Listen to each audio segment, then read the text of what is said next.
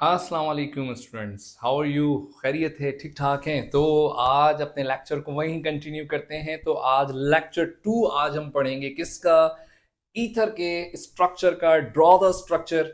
वहीं फिर आ जाते हैं, चाहे वो कॉमन नेम में हमें स्ट्रक्चर गिवन हो या आयोपिक में हो, हमें स्ट्रक्चर ड्रॉ करने आने चाहिए, उससे घबराना नहीं है। तो हम टाइम वेस्ट नहीं करते, अपना लेक्चर स्टार्ट करते हैं। तो फिर वही आज हम हेडिंग सेम ही हेडिंग लिखेंगे, ड्रॉ द स्ट्रक्चर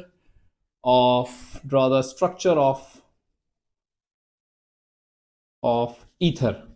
अब जो भी हमें स्ट्रक्चर गिवन हो, आप ईथर में सीख लें कि ईथर, अच्छा ईथर के स्ट्रक्चर ड्रॉ करना तो सबसे ही आसान काम है। मुझे तो भाई ईथर बड़ा ही पसंद है। ईथर नहीं, ईथर की बात हो रही है। ईथर है भी बड़ा dangerous, highly highly volatile compound भी होता है। और दूसरा ईथर, जब हम वो रिएक्शंस पढ़ेंगे तो फिर वहां पर हम डिस्कस करेंगे, बोर हो जाएंगे आप वैसे भी। तो जस्ट हम अपने टॉपिक पे रहते हैं और ईथर के ड्रॉ द स्ट्रक्चर देखते हैं। अच्छा देखें, ईथर के अंदर क्या होगा। आपको चाहे फिर वही वाली बात, चाहे कॉमन नेम गिवन हो या आयोपिक नेम गिवन हो, आप कर सकते हैं। कैसे? अगर फॉर एग्जाम्पल आपके पास गिवन है ईथ ऑक्सी ईथेन, ओके। अब आपके पास आयोपिक नेम गिवन है या कॉमन नेम गिवन है। ईथर में याद रखिएगा, जब भी आप स्ट्रक्चर ड्रॉ करें पहले ऑक्सीजन लिखें।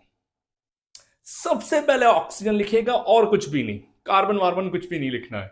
बाकी जगह पर हम कार्बन लिखते हैं, बट जब भी हम ईथर का स्ट्रक्चर ड्रॉ करते हैं तो सबसे पहले ऑक्सीजन लिखना है। देखें, हमें पहले आइडेंटिफाई करना है ये ईथर है भी या ईथर नहीं है। देखें ये क्या लिखा हुआ है, ऑक्सी। ऑक्सी का मतलब क्या है? ईथर। तो आप सबसे पहले ऑक्सी लगा दें, ऑक्सीजन लगा दें। दोनों एतराफ में आपने बॉन्ड लगाने, ठीक है। अब आपको चाहे फॉर्मूला आए या ना आए, आपको तो फिर भी आप कर सकते हैं। तो फॉर्मूला आए या ना आए चेक करते हैं। वो कैसे करेंगे? क्योंकि इसके ऑक्सी के साथ क्या लिखा हुआ है? ईथ। तो ईथ का मतलब क्या है? Two carbon. यही ना ईथ मतलब, आपसे कहा ना आपकी गिनती अच्छी हो, स्ट्रांग हो, तो चाहे आपको फॉर्मूलाज ना भी आए तो आप हर तरह का स्ट्रक्चर बना सकते हैं। तो ईथ मतलब क्या हुआ? Two carbon, 1 and 2। चलिए ठीक है। और लास्ट में भी ईथेन लिखा हुआ है। ईथेन, एन मतलब सिंगल बॉन्ड होगा, बट है तो वो ईथ। ईथ मतलब टू कार्बन, तो हम यहां पर भी टू कार्बन लगा देंगे। अब देखें, आखिरी काम क्या है? बैलेंस करना है। रिक्वायर्ड 3 2 2 and 3 कंप्लीट हो गया। ईथर में बड़ी आसानी, एक तो नंबरिंग कम करने को मिलती है, ब्रांचेस भी बहुत ही कम मिलती हैं। बड़ा सीधा सीधा सा नाम होता है, छोटा सा नाम होता है ईथर, तो इसका मतलब बड़ा आसानी से हम कर सकते हैं। चाहे वो हमें फिर कॉमन नेम दे या आयोपिक नेम दे। मैंने आपसे कहा ना, फॉर एग्जाम्पल अगर वो आपसे कहे डाई, इसकी जगह ये लिखा हुआ था डाई इथाइल, ईथर भी लिखा हुआ था। अब हमें इस चीज को अपने जहन पे सवार ना करें कि यार ये कॉमन नेम आ गया, ये आयोपिक नेम आ गया। स्ट्रक्चर ड्रॉ करने में हम कर लेंगे, चाहे वो कॉमन नेम हो चाहे वो आयोपिक नेम हो। फॉर एग्जाम्पल मैंने यही चले कॉमन नेम लिखा है, तो हम कर सकते हैं। इधर उसने ऑक्सी का वर्ड यूज किया है, इधर यहां पर उसने ईथर का वर्ड यूज किया है, तो एक ही बात। ईथर को प्यार से ऑक्सी तो कह रहे हैं, प्यार से नाम है ना उसका। तो बहुत सारे लोगों को हम प्यार से कुछ ना कुछ कहते ही हैं। तो यहां पर ईथर जो है, ईथर की जगह पे हम लगा देंगे ओ, लगा देंगे। ठीक हो गया। ईथर हम ऑक्सीजन को ही कह रहे हैं यहाँ पर, क्योंकि डाई अल्काइल अटैच होगा। अल्काइल अल्काइल छोड़ें, मुश्किल क्यों पढ़े। अब वो कह रहा है दोनों तरफ में डाई इथाइल लगाना है। अगर हमें इथाइल का फॉर्मूला आता है तो ठीक है, अगर नहीं भी आता कोई मसला नहीं है। ईथ का मतलब क्या है? टू कार्बन, तो हम यहां लिखेंगे 1 and 2। लेकिन वो कह रहा है दो दफा ईथ लगाना है, दूसरी तरफ भी हमने ईथ ही लगाना है, तो टू कार्बन, 1 and 2।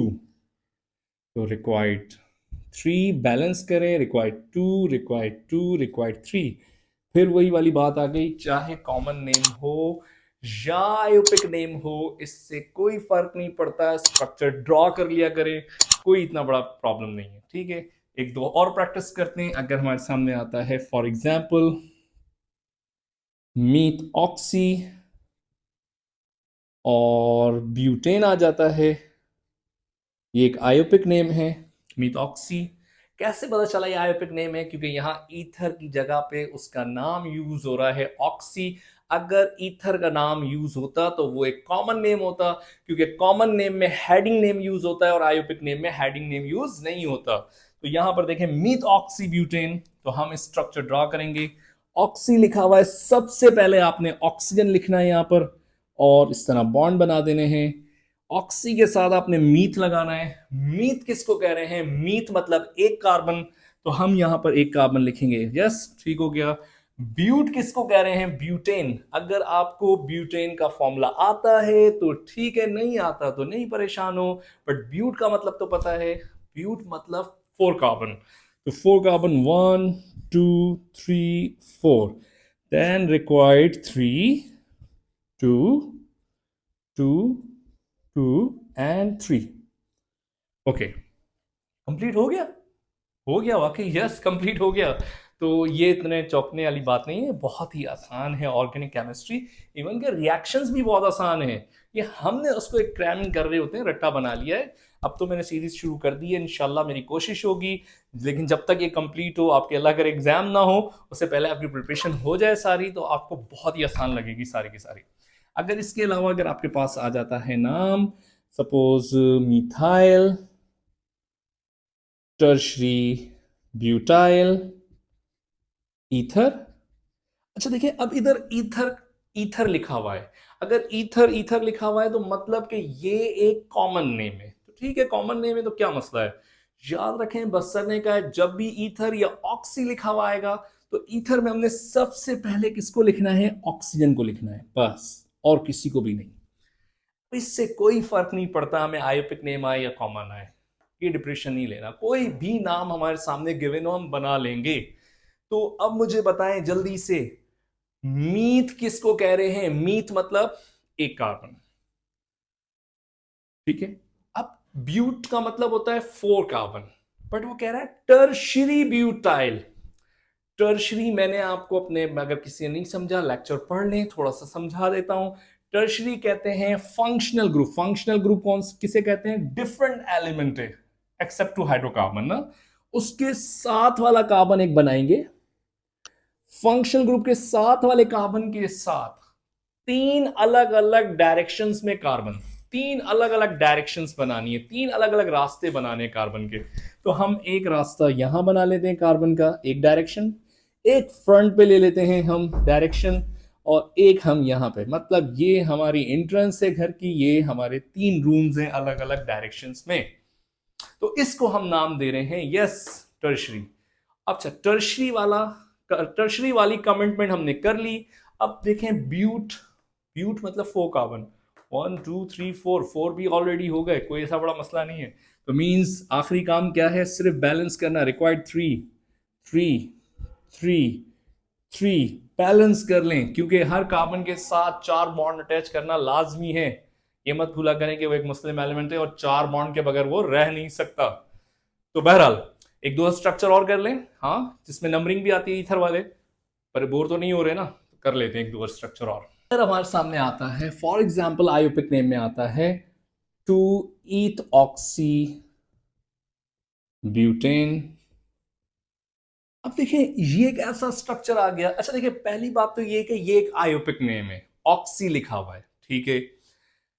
नॉर्मल जो स्ट्रक्चर थे उसमें आप ये सोच रहे थे कि सर आप कह रहे थे कि पहले ऑक्सीजन लिखा करें, अब क्या करना है? ये तो 2 इथॉक्सी है। अब आप, मैं अगर होता तो मैं जब भी पहले ही ऑक्सीजन लिखता, क्योंकि मेरी तो प्रैक्टिस अच्छी है। अब आप तो अभी नए हैं, आप ऑर्गेनिक को सीख रहे हैं। अब इसके लिए एक आसान कर लेते हैं ना, कि अगर यहाँ नंबरिंग दे रहा है तो आप भी नंबरिंग कर लें। भाई ब्यूट किसको कह रहे हैं? पहले ब्यूट बताएं, वही प्रीवियस लेक्चर वाला, कि पहले हम नंबर ऑफ कार्बन लिखेंगे यहां पर। भाई नंबर ऑफ कार्बन जो है 4 है, 1 2 3 4, ऐसे बना लेते हैं, ठीक हो गया। अब उसके बाद हम नंबरिंग कर लेते हैं, 1 2 3 4। टू पोजीशन पर हमने ईथ ऑक्सी लगाना है, तो टू पोजीशन ये है, इस पर हम लगा देते हैं ऑक्सी और उसके साथ लगाना है ईथ। तो ये हो गया ईथ मतलब 2 कार्बन। तो ये भी कोई मुश्किल नहीं है भाई। देखें ब्यूट मतलब 4 कार्बन, ठीक, नंबरिंग कर ली। 2 पोजीशन पर हमने क्या लगाया, ऑक्सी, और उसके साथ क्या लगाया, ईथ, ठीक है। लास्ट में हम इसको बैलेंस कर लेते हैं, रिक्वायर्ड 3 3 2 1 2 3। अच्छा, अगर आप कहते हैं कि सर ये वाला भी सही है और वही वाला मेथड रखें, अगर हम के पहले ऑक्सीजन लगा दें तो आप वो भी रख सकते हैं, कोई इशू नहीं है। यही सेम नाम रख के मैं पहले ऑक्सीजन लिख देता हूं और दोनों तरफ में बॉन्ड लगा दिए। अब वो कह रहा है कि 2 ईथ ऑक्सी, पहले ईथ ऑक्सी बना लेते हैं। ईथ मतलब 2 कार्बन, रिक्वायर्ड 3 रिक्वायर्ड 2, बैलेंस भी करते रहते हैं साथ साथ। अब ब्यूटेन, ब्यूट का मतलब क्या है, 4 कार्बन है, लेकिन वो इस तरह से बनाए कि ये ईथ ऑक्सी सेकंड पोजीशन पे शो हो। तो हम एक कार्बन यहां रखते हैं और एक कार्बन हम यहां लगा देंगे। तो 1 2 3 4, क्वाइट 3 1 2 3। तो 1 कार्बन 2 कार्बन 3 कार्बन 4 कार्बन। आपकी मर्जी, ऐसे बनाए ऐसे बनाए। मैं समझता हूँ काउंटिंग वाले आप ऐसे ही बनाए, आपके लिए ये मुश्किल हो जाएगा कि सर कहाँ लगाएं क्या ना करें। तो बेहतर है कि अगर आपको इस तरह के आए तो आप इसी तरह बना लिया करें। एक और कर लेते हैं प्रैक्टिस, फॉर एग्जाम्पल आपके पास आ जाए स्ट्रक्चर 3 मीथ ऑक्सी पेंटेन। तो पेंटेन किसको कह रहे हैं, पेंट मतलब क्या है, पेंट मतलब है 5 कार्बन, ठीक है, 1 2 3 4 5। काउंटिंग कर लें अपनी मर्जी से। अच्छा, ये जब करेंगे, कार्बन जब बनाएंगे जब आपको ये पता हो कि हमें नंबरिंग वाला ईथर मिला है, ठीक है। तो हम यहां नंबर लगा देंगे 1 2 3 4 5। 3 पोजीशन पे मीथ ऑक्सी लगाना है, तो 3 पोजीशन, थर्ड पोजीशन ये है, तो पहले ऑक्सी लिखेंगे। अच्छा, आप में से बहुत सारे कह रहे होंगे सर पहले मीथ लिखें। पहले मीथ लिख देंगे तो ऑक्सीजन कॉर्नर पे जाएगा, और ईथर में ऑक्सीजन कॉर्नर पे नहीं होता, कार्बन के दरमियान होता है। तो थर्ड पोजीशन पर हमने ऑक्सी लिखा और उसके साथ हमने मीथ लगा दिया। लास्ट हमारा काम है सिर्फ बैलेंस करना। Yes, 2 1 3 2 and 3। I think complete हो गया। ये था बिल्कुल छोटा सा हमारा टॉपिक, इसका नाम था draw the structure of ether. उम्मीद करता हूँ समझ में आया होगा, इजी था, कोई प्रॉब्लम नहीं हुई होगी। तो आज तक के लिए मेरे ख्याल से बहुत है। आप प्रैक्टिस करें, अगर कोई स्ट्रक्चर ना समझ में आ रहा करे तो वो मुझे व्हाट्सएप पे भेज दिया करें या कमेंट्स में बता दिया करें, तो हम उनको भी डील और डिस्कस कर लेंगे। तो आज तक के लिए लेक्चर बहुत हो गया, उम्मीद करता हूँ नेक्स्ट लेक्चर तक के लिए अल्लाह हाफिज़।